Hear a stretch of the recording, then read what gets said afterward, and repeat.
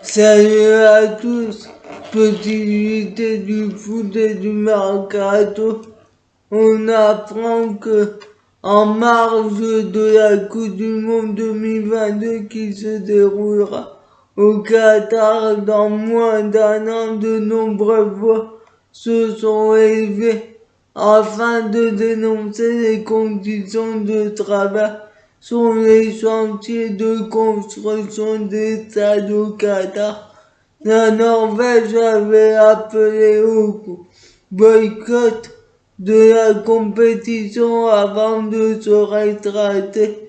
Ce matin, des militants de l'ONG Amnesty étaient présents devant le siège de la Fédération française de foot où ils ont déployé une banderole où on pouvait lire des milliers de morts au Qatar, et la Fédération française de foot ne siffle toujours pas. On apprend aussi que la Ligue professionnelle de foot a annoncé son souhait de créer une société commerciale pour mieux gérer et valoriser les droits télé de Ligue 1, avec une quinzaine de fonds d'investissement qui se sont manifestés, qui sont principalement américains, CVC, Advent et Bain Capital, mais aussi français, Ardian et BPI. Les premiers chiffres évoqués valorisent le championnat entre 9 et 12 milliards et demi. Roberto Martinez, le sélectionneur des Diables Rouges de la Belgique, veut faire le choix de la jeunesse pour le rassemblement de mars 2022. Il a annoncé qu'il ne convoquera pas de joueurs d'expérience pour la prochaine trêve internationale. Il veut se tourner vers les jeunes joueurs pour préparer la Coupe du Monde 2026 qui se déroulera au Canada, États-Unis et Mexique. Le directeur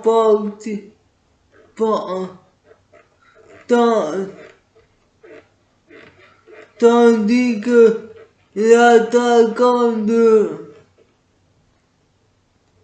du FC Séville, Youssef En-Nesyri, blessé depuis début novembre, pourrait participer à la Coupe d'Afrique des Nations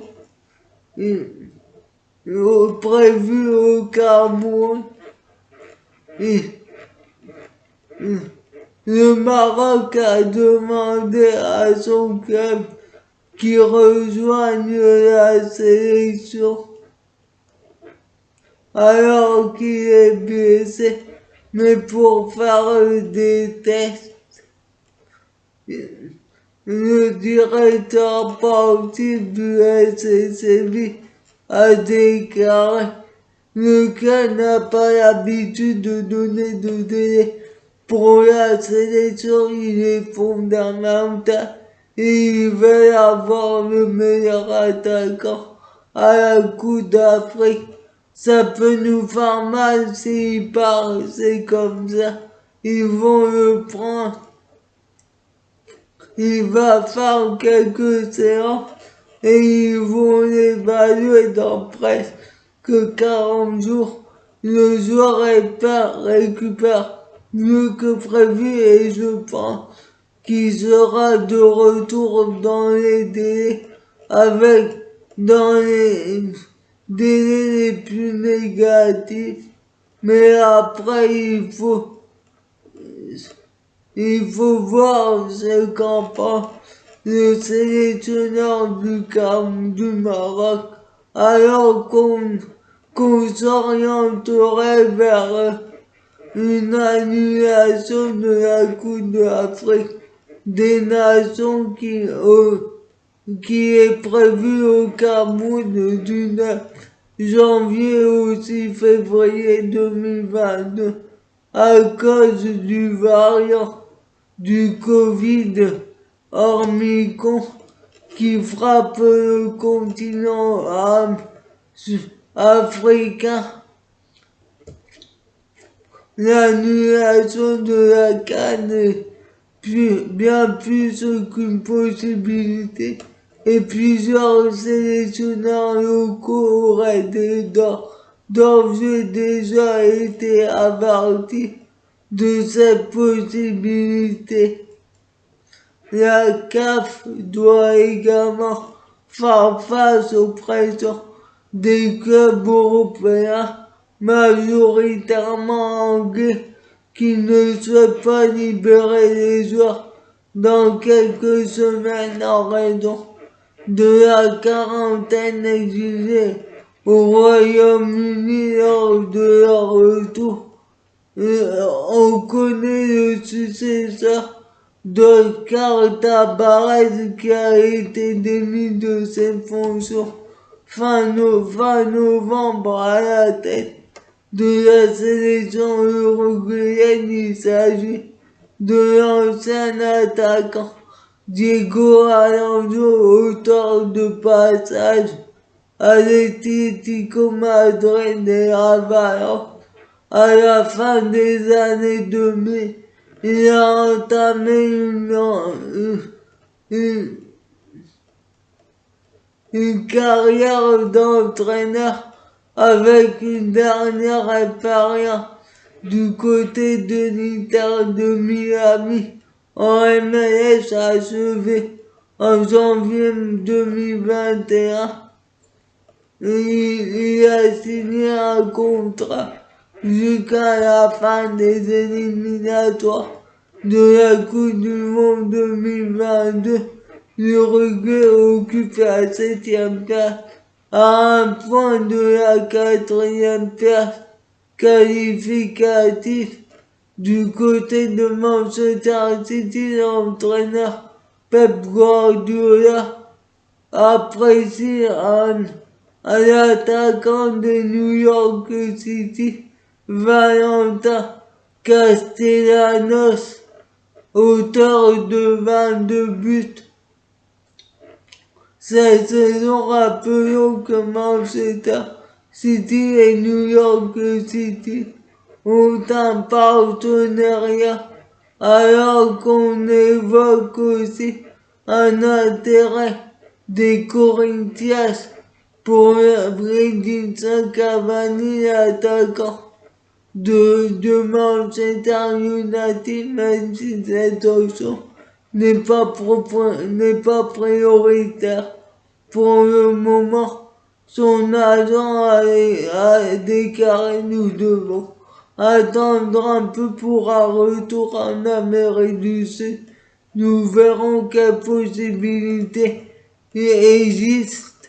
Évidemment, si une équipe du Brésil vient avec un bon projet, nous pouvons toujours écouter.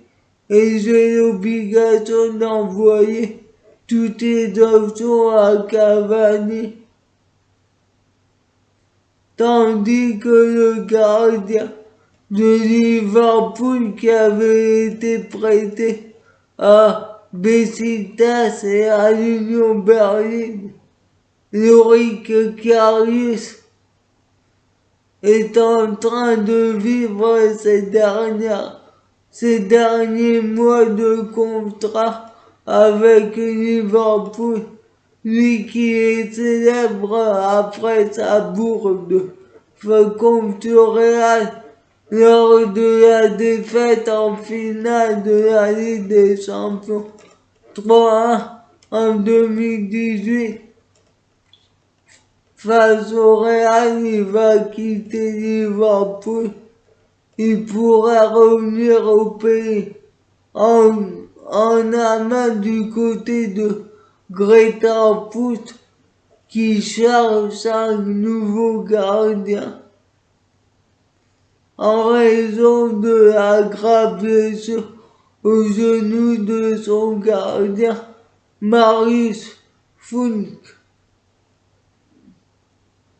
Du côté d'Everton, l'attaquant brésilien Richarlison va être éloigné des terrains pendant plusieurs semaines. Il souffre d'une blessure d'une déchirure au mollet contractée lors de la défaite dimanche d'Everton face à Crystal Palace 3-1. Il devrait être indisponible pour plusieurs semaines. Toujours du côté d'Everton, alors que le directeur sportif Marcin Brand a quitté le club la semaine passée sous la pression des supporters. Les jours de Rafael Benitez sont également comptés. Everton pourrait ramener nommé en tant que manager Wayne Rooney pour lui succéder, alors qu'il est entraîneur de Derby County, qui a écopé d'un retrait de points de 21 points en raison des problèmes financiers. Il avait juré de ne pas laisser le Derby County dans cette situation, mais il pourrait se laisser tenter par un retour à Everton, son club formateur. Du côté de l'Inter de Milan, on ne devrait plus revoir Christian Eriksen porter le maillot, lui qui est sous contrat jusqu'en 2024. Il s'est mis d'accord avec son club afin de résilier de son contrat, car il peut pas jouer avec son défibrillateur sous-cutané après son arrêt cardiaque lors de l'Euro 2020, et le championnat néerlandais les autorise. Il pourrait rejoindre son club un de ses clubs formateurs, l'Ajax Amsterdam, lui qui était sous contrat jusqu'en 2024 avec Inter de Milan. Du côté du Bayern Munich, après la victoire 5-0 face à Stuttgart, Kingsley Coman est sorti blessé à la 27e minute. Il a dû laisser sa place à Leroy Sané. Son année civile est terminée, tandis que le milieu de terrain du Bayern Munich, Michael Cuisance, qui était prêté à l'OM l'année dernière pour avoir du temps de jeu, où il a mis 2 buts en 23 matchs. Il est retourné au Bayern cette saison et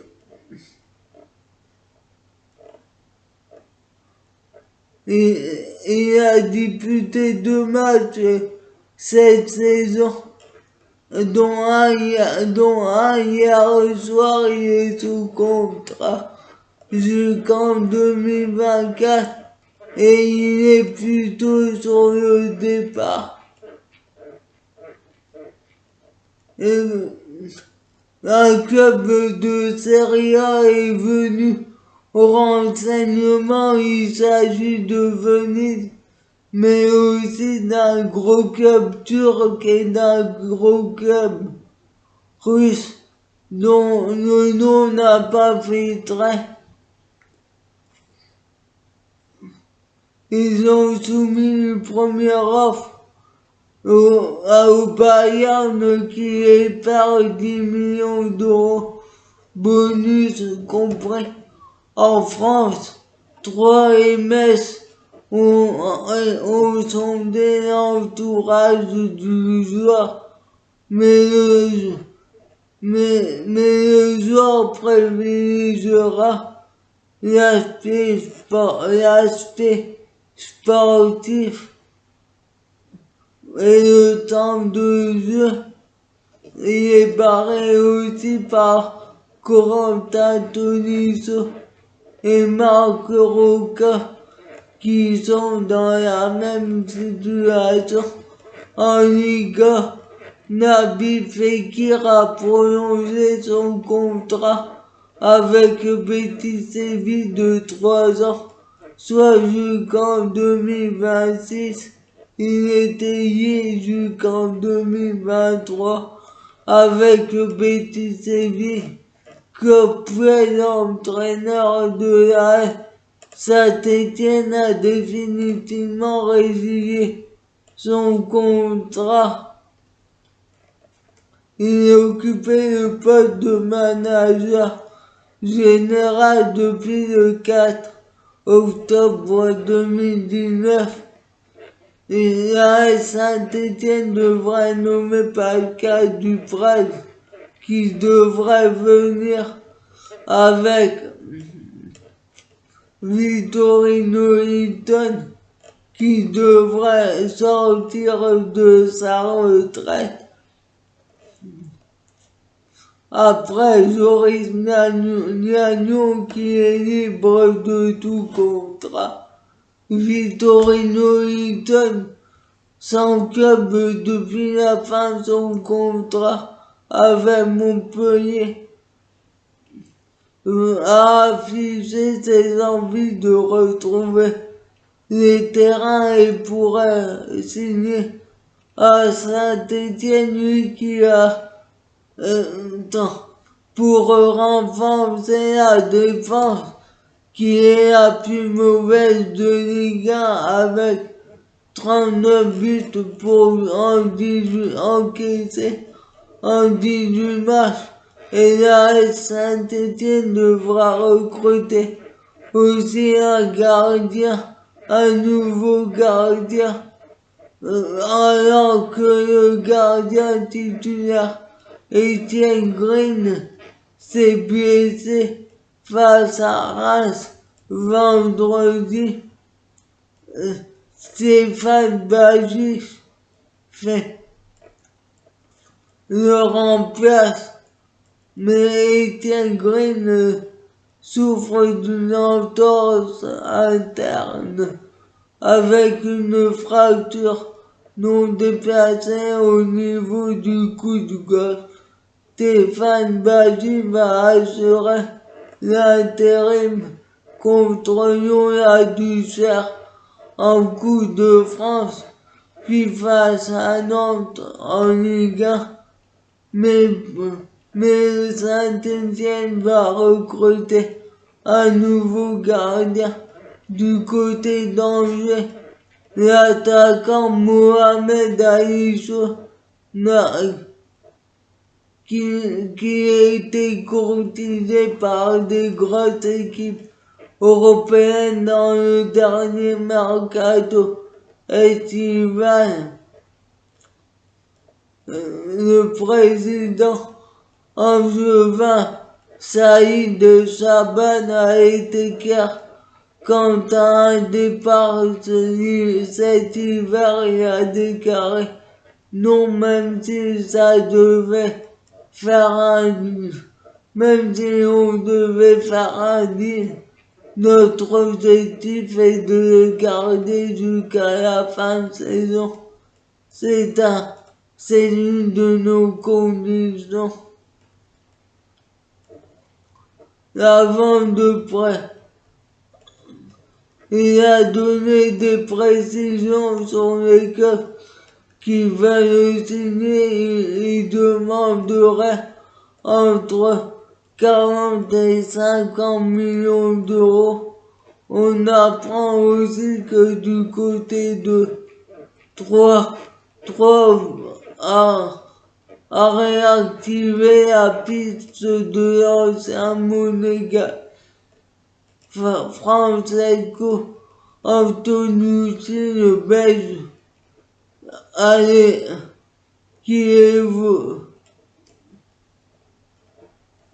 qui a été ciblé déjà l'été dernier par 3, qui avait proposé 2,5 millions d'euros à Feyenoord, mais ils avaient préféré le garder.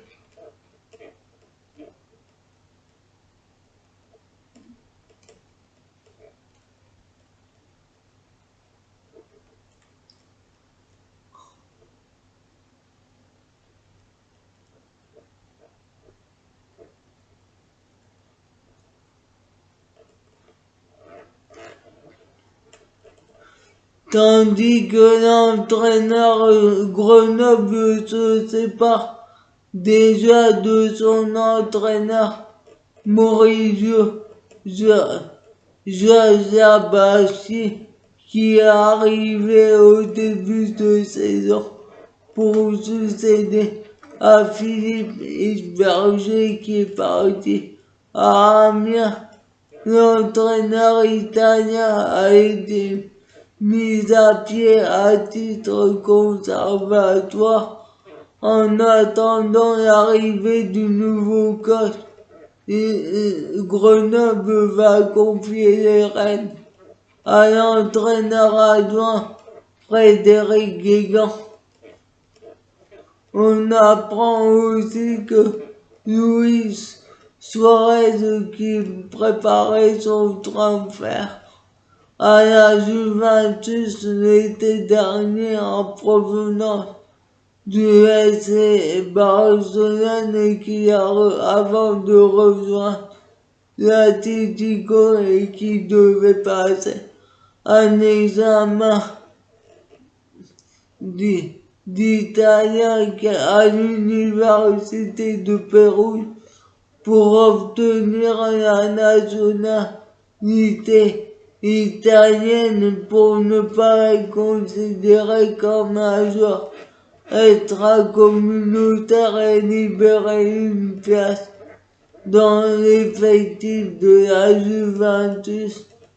Un test durant lequel Luis Suarez aurait triché, comme le montrerait certaines caméras de surveillance, mais la fédération italienne a annoncé que l'affaire était classée sans suite, puisque l'instance italienne n'a pas assez de preuves pour prouver qu'il y a eu une conduite illégale. Et les soupçons du procureur général de la ville, Raphaël Cotonnet, avait donc été mis par la Juventus, mais rien n'empêche la réouverture de l'enquête en cas de nouvelles informations.